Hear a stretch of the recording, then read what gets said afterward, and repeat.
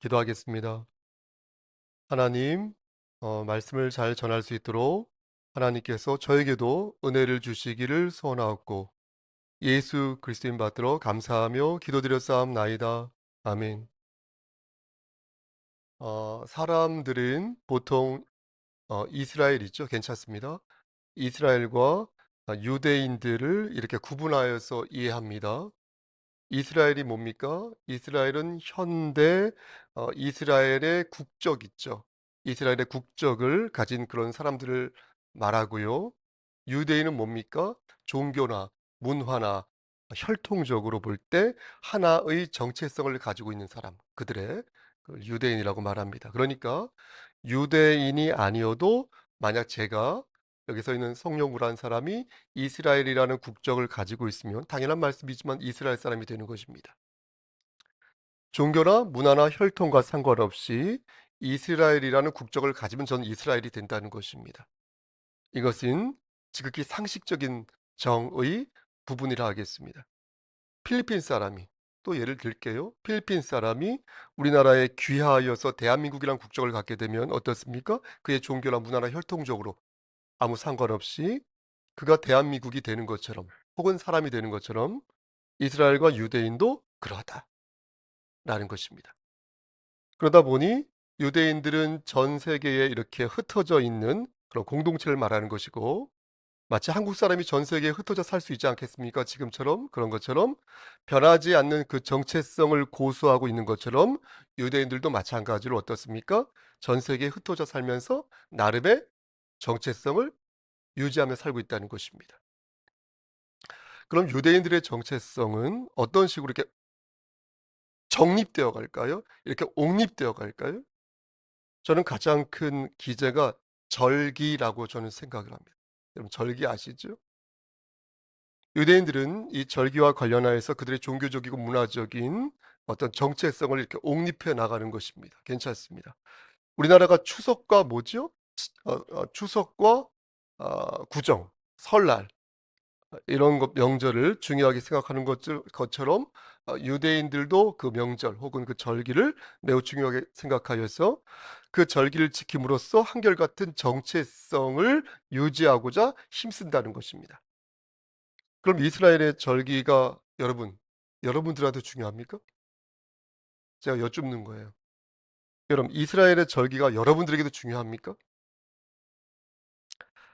그 절기를 지킴으로써 아직 그 절기가 무엇인지 말씀드리지 않았는데 우선 말씀드렸다 치고 여러분 이스라엘의 그 명정이 여러분들의 그 정체성을 세우는 데 도움이 됩니까? 결론부터 말씀드리면 도움이 되지 않습니다. 표현이 적합하지 않으므로 다시 바꾸겠습니다. 결론적으로 말씀드리면 연관되지 않습니다.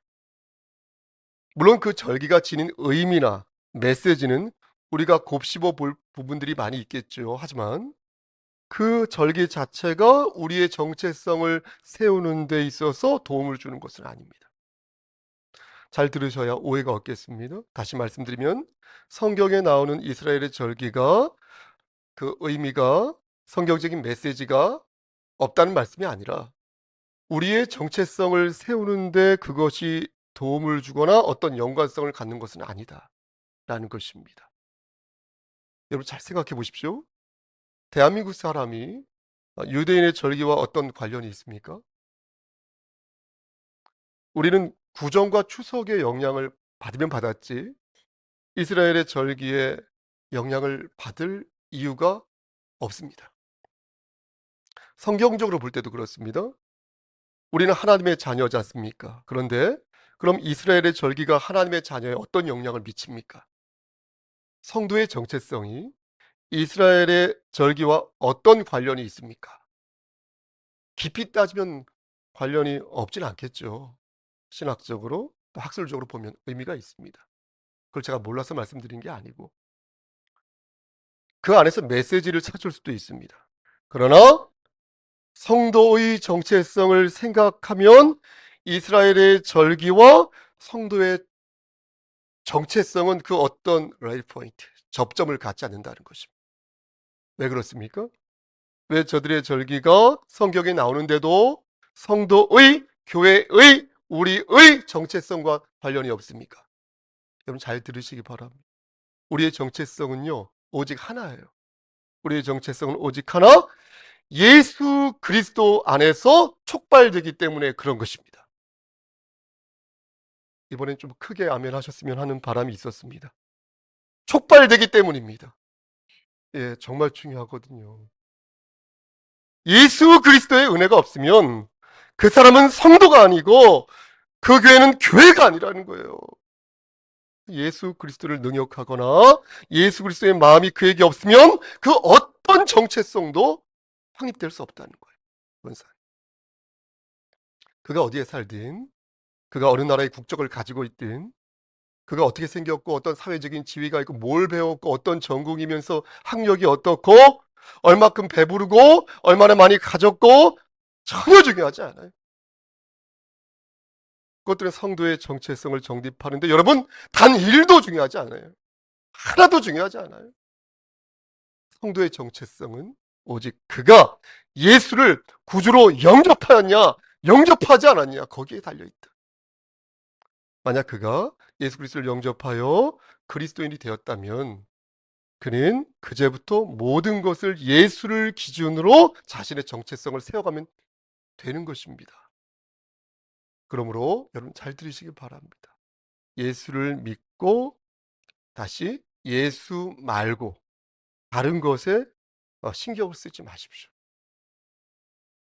지나보면 아무것도 아닙니다.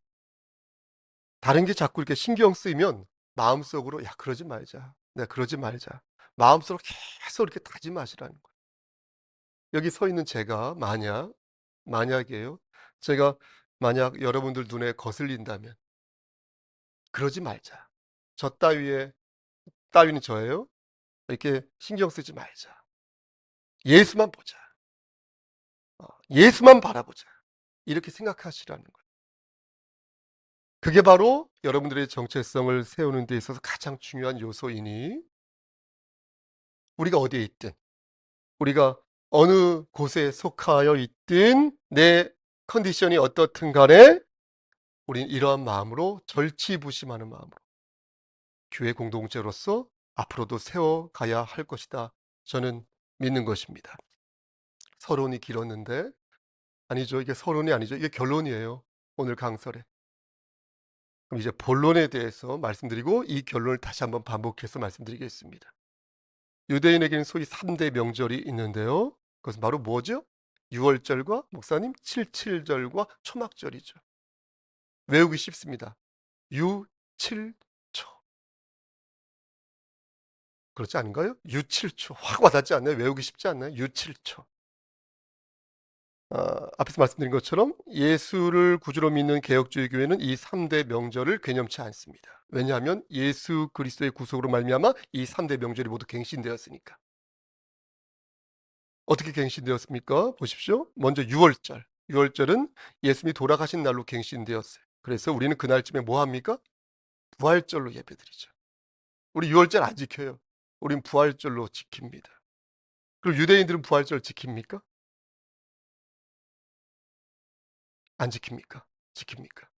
그들은 예수님을 메시아로 생각하지 않아요. 그 사람들은. 관심도 없어요. 그 사람들 관심 없어요. 심지어 보니까 예수를 욕보이기까지 하는 것을 봅니다. 그러니 그들의 안중에는 유월절이지 부활절 없습니다. 근데 여러분 아십니까? 어처구니 없게도 여호와 증인 있죠. 또 어디입니까? 안식일 있죠. 안식일교.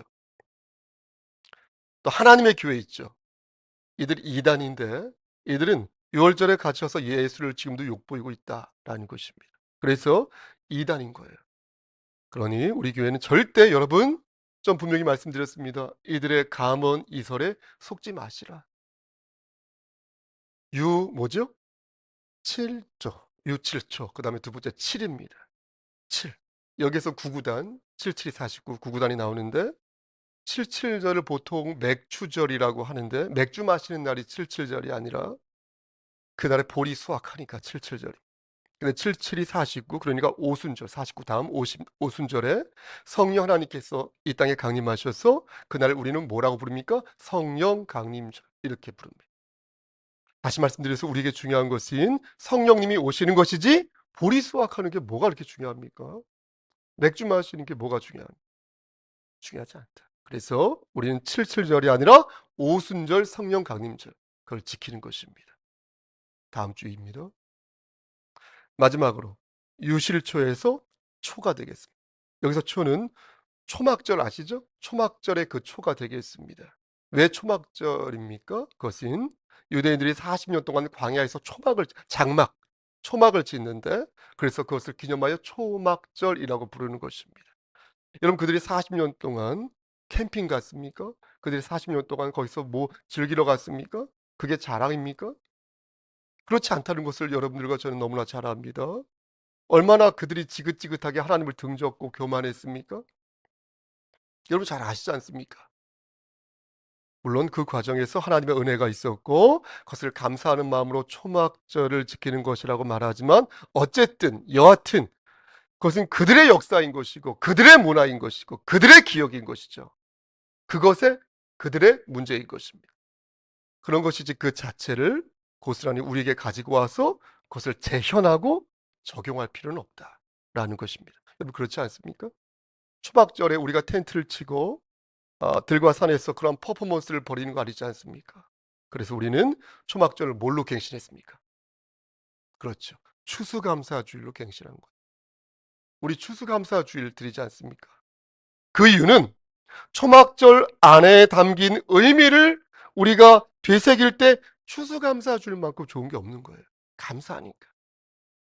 그들이 가나안 땅에 들어간 뒤에도 어려웠던 그 시절을 되새기기 위해 우리가 9월, 10월에 추수감사주일 드릴 때 1월 달에 이런 어려움이 있었지. 근데 감사했어.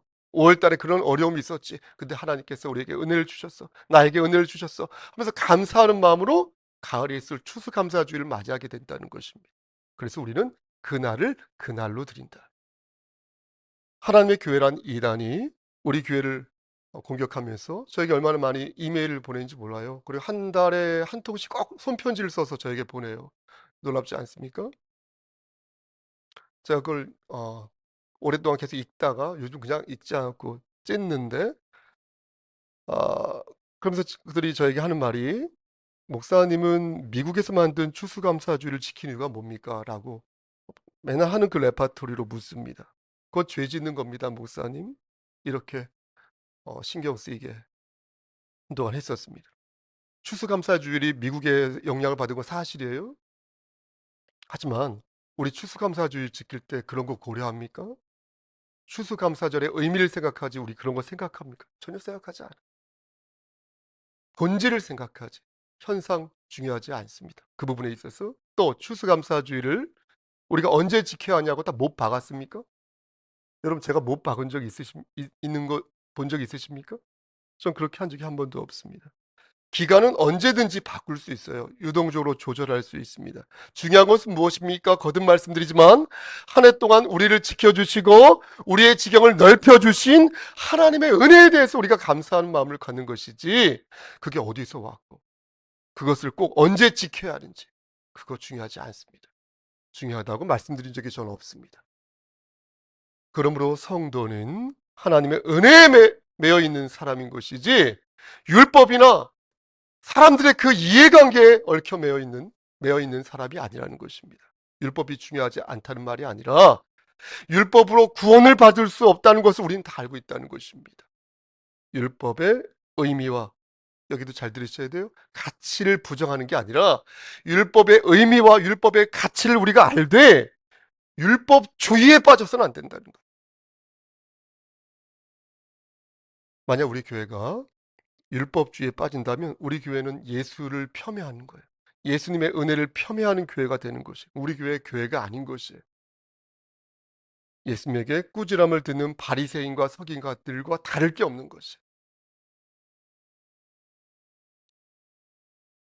이상 유대인들의 3대 절기에 대해 말씀드렸고 그게 어떻게 바뀌었고 이 과정에서 성도의 정체성이 누구를 중심으로 전개되어야 되는지를 말씀드렸습니다. 여기에서 오늘 한 가지만 더 말씀드려도 될까요? 오늘 본문을 더하여서 성도의 정체성에 대해서 한 가지만 그 성도의 정체성을 가르는 시금석에 대해서 말씀드리겠습니다. 그것은 바로 삼위일체에 대한 말씀입니다. 강설 시간에 잘 전하지 않는 말씀인데 1년에 한 번쯤은 꼭 해야겠습니다. 사실 삼위일체란 말은 성경에 나와 있지 않습니다. 아시겠지만 그런 단어는 없습니다. 하지만 삼위일체를 생각하지 않으면 하나님의 말씀을 온전히 이해할 수 없으니 우린 삼위일체란 단어를 성경에서 찾을 수 없으나 삼위일체에 대한 말씀이 분명히 있다는 사실을 기억해야겠습니다. 여러분, 삼위일체를 증거하는 대표적인 말씀이 무엇입니까? 마태복음 3장 16절과 17절 말씀을 보면 여러분 들어보십시오. 예수님께서 세례를 받는 장면이 나오는데 그때 성부 하나님의 음성이 하늘에서 내려온다. 예전에도 말씀드린 바 있습니다. 그리고 그때 어떻습니까? 성령 하나님께서 비둘기처럼 성령 하나님께서 예수님에게 임하십니다. 이 말씀만 보더라도 어떻습니까? 성부와 성자와 그렇죠. 성령 하나님이 다 계신 것이죠.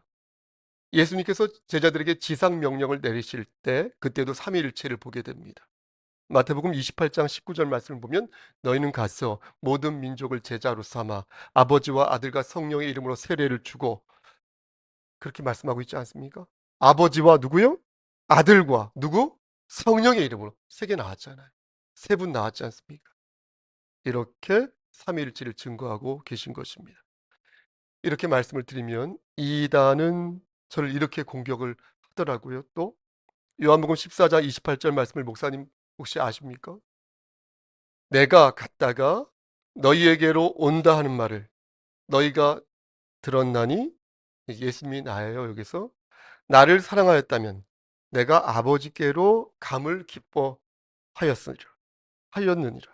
그러면서 예수님께서 뭐라고 말씀하시냐면 이 대목이 중요한데 아버지는 성부 하나님 아버지는 나보다 예수 나보다 성자 하나님보다 크심이라 이렇게 예수님께서 말씀하셨거든요.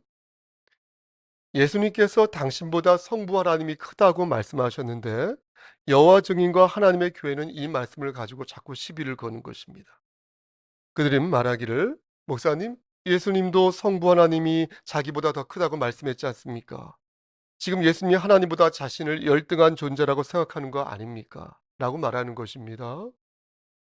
그러니 삼위일체의 동격 아시죠? 그 동격은 예수님의 이 발언으로 성립이 되지 않는다는 것입니다. 이렇게 주장을 하더라고요. 여러분 맞습니까? 그들의 주장이 맞는 얘기입니까? 전혀 맞지 않죠. 여러분 예수님께서는 성부 하나님이 자신보다 더 위대하다고 말씀하신 적이 단 한 구절 한 번도 없습니다. 성경 어디에도 성자 하나님이 성부 하나님보다 열등한 존재라고 기록된 그런 성경 말씀 한 군데도 없습니다. 앞에서 말씀드린 예수님의 그 말씀은 예수님의 열등한 능력과 위치를 말씀하고 있는 것이 아니라 잘 들으세요. 예수님의 순종하심을 말씀하고 있는 것입니다. 트리니티 복음주의 신학교에 직접 만나뵌 적은 없으나 오래전에 신약학을 가르치는 카슨 목사님이 계십니다. 그분이 이 대목을 되게 쉽게 설명하였더라고요. 제가 한번 읽어드리겠습니다. 어, 그때는 버락 오바마 대통령은 나 카슨보다 위대합니다. 그는 정치적인 식견과 군사적인 잠재력과 대중매체의 각광 차원에서 나 카슨보다 분명 버락 오바마는 위대합니다. 하지만 존재론적인 측면에서 보면 버락 오바마 대통령은 나와 같습니다.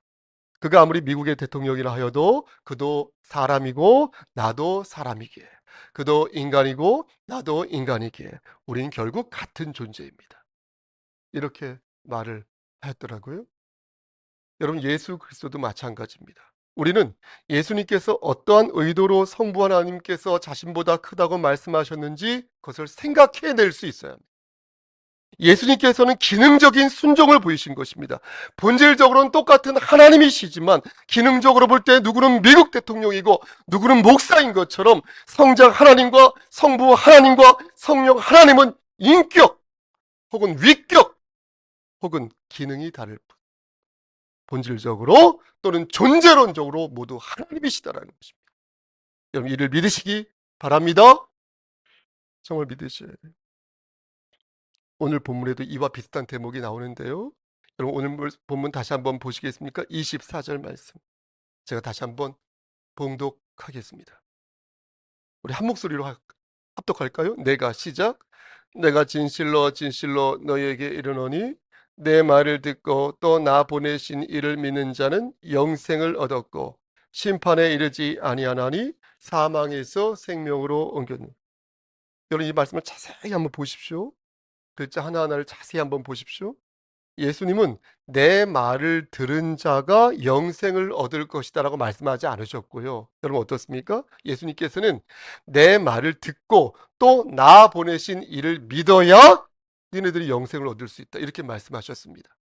그러니까 예수님은 지금 자기 자신과 성부 하나님을 긴밀하게 연결하고 계신 것입니다. 그래서 괜찮습니다. 그래서 예수님 당신이 하신 말씀이 곧 성부 하나님의 말씀이라는 것을 지금 어떻습니까? 강조하고 계신 거예요. 예수님께서 앵무새처럼 성부 하나님을 따라 하셨다는 말씀이 아니라 성부 하나님의 그 뜻을 이루시기 위해서 긴밀하게 순종하셨다는 거예요. 예수님께서. 이 말씀에서도 삼위일체의 말씀을 발견할 수 있다는 것입니다. 사랑하는 성도 여러분, 이제 끝났어요. 다시 결론으로 돌아갑니다. 예수님께서는 오늘 본문을 들어 여러분들 있죠? 우리 저 있죠? 여러분들과 저를 가르치십니다.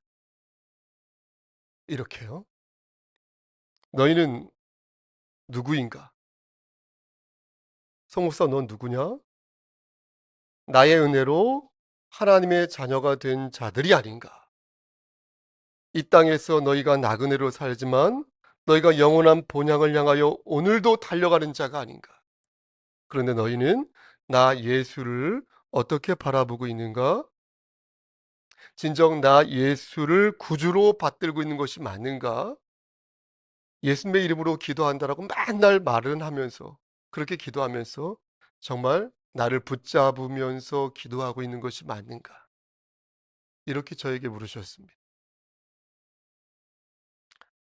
사랑하는 성도 여러분, 부족하지만 여러분들에게 저는 이렇게 권면합니다. 제가 자주 표현하는 단어, 여러분 하나님 앞에서 일희일비하지 마십시오. 그렇게 기뻐하지도 마시고요. 그렇게 슬퍼하지도 마십시오. 기쁠 것도 사실 크게 없고 슬플 것도 지나면 아무것도 아닙니다. 한 줌도 되지 않는 욕망에 갇혀서 여러분들이 받은 그 은혜를 소홀히 여기지 마십시오. 여러분 그리고 진리 안에서 자유하십시오. 예수 안에서 열심히 신앙생활하면서 이 세상에서 꼬리가 아니라 머리가 되십시오. 이 세상에서 열매를 맺는 삶을 사십시오. 여러분 예수 안에서 모든 자유를 누리시기를 바랍니다. 단 예수 안에서 그리해야 할 것이니 예수 안에 있을 때 성령님의 보호하심을 받을 수 있고 여러분들이 예수 안에 있을 때 말씀으로 역사하시는 하나님의 음성을 들을 수 있으며 여러분들이 예수 안에 있을 때 여러분들이 하는 모든 그 속에서 예수님의 향기가 비로소 발할 수 있게 될 것입니다. 그러므로 반드시 예수 안에서 예배드림이 기쁨이 되는 여러분 되시기를 저 좀 보시고요. 주님의 이름 받들어 간절히 축원합니다. 아멘. 기도하시겠습니다. 거룩하시고 자비로우신 하나님, 하나님의 크신 사랑을 진심으로 감사드립니다. 우리에게 우리 주 예수 그리스도를 보내주셔서 예수 안에서 우리가 깨달아 알 수 있도록 하시고 예수의 은혜로 하나님의 자녀가 되게 하여 주심을 감사합니다. 하나님, 이 한 가지 언약, 이 한 가지 은혜, 이것을 받잡고 우리가 전국적으로 나아가서 이기는 자가 될 수 있도록 은총 베풀어 주시고 우리 교회가 하나님 말씀 안에서 나날이 성숙되어 질 수 있도록 하나님 은총 베풀어 주시옵소서. 예수 그리스도인 받들어 감사하며 기도드렸사옵나이다. 아멘.